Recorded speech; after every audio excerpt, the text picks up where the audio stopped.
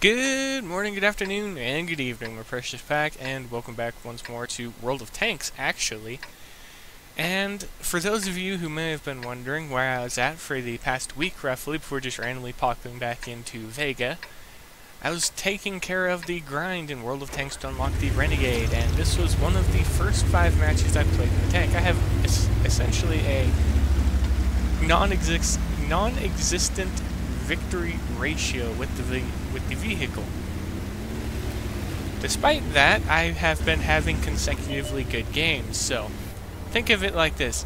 These are the best of the worst, because I haven't had a game yet where it's been extremely horrible, even bottom tier matches. It's disturbingly comfortable driving the tank, and it is even more so enjoyable.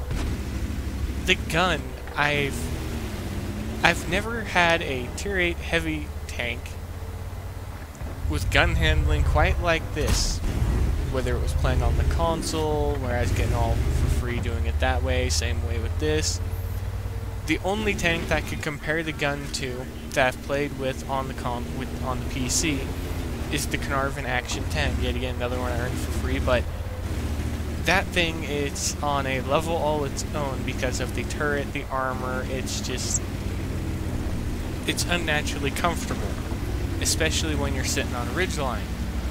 This thing has got a giant tumor on the turret that if you can't hide it, you're going to take damage fairly easily. However, the number of times that the tank will bounce rounds because it wants to be a troll is disturbing, and this is coming from both having driven the tank for a little while and having fought it. Shots that say they're going to go in and you know should go in have a chance of bouncing just because RNG decides, oh no, that dipped low, you just hardly touched the track. And that isn't even the best of the tank. The armor is just stupidly trolly, and every time I pop over a ridgeline to fight anyone, they try to snap a shot into the chassis or the cupola, and they bounce off harmlessly. Despite the fact that I was able to fight the Renegades and go through them reliably, as long as they were sitting still or hardly moving. But when you start wiggling around in the tank, that relatively easy to hit cupola becomes a pain in the neck, and more often than not, it's bouncing off the roof of the tank because, well, it's got a very healthy turret. And honestly, I haven't driven any of the high-tier American tanks other than the Sheridan, and that was on console. And to me, it reminds me a lot of a T1 10E5, because I do know someone who drives one, and I've sat there next to them while they're playing it.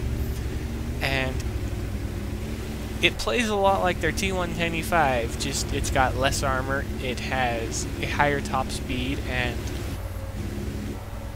it's just unnatural at how entertaining this tank is. I have yet to have a match that I've played, out of the 6 or 7 I've played so far, that I hated or disliked. It was just a stupidly good time the entire time, and this was the best match of the worst matches, because every match was good, but this was the best of them. All of them were losses, naturally. But pay attention to the amount of damage blocked and the amount of damage dealt currently. 1,117, 1,160.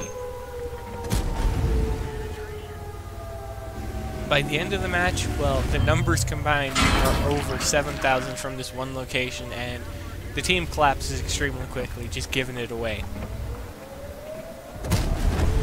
However, not as quickly as that guy. I mean, I'm known to lose all sense when I want to go in for a kill, but I'm never that bad.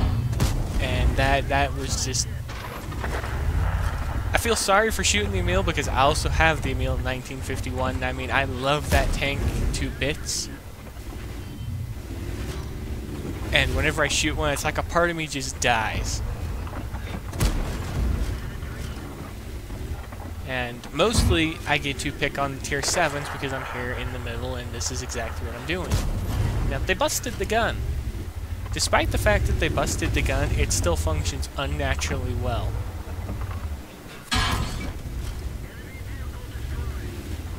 Oh, and most people are spamming premium rounds, as you can see.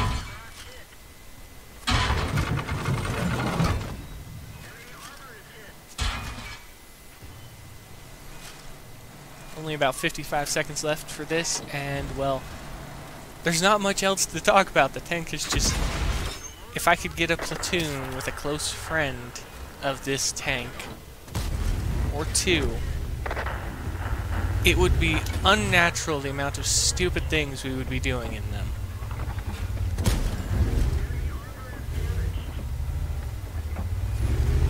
But it's fairly late as usual on the channel. I know someone's going to comment down below that I should go to sleep, and I'm just going to say this right now. I'm going to be going to sleep almost immediately after I'm done taking care of this video upload. So this is literally the first video in the morning that's going out before the Vega videos later, because I'm still waiting on stuff to fit. But that's going to be it, everybody. Hope you enjoyed the video. If you did, feel free to like, comment, and subscribe. And as always, everybody, I'll see you in the next video.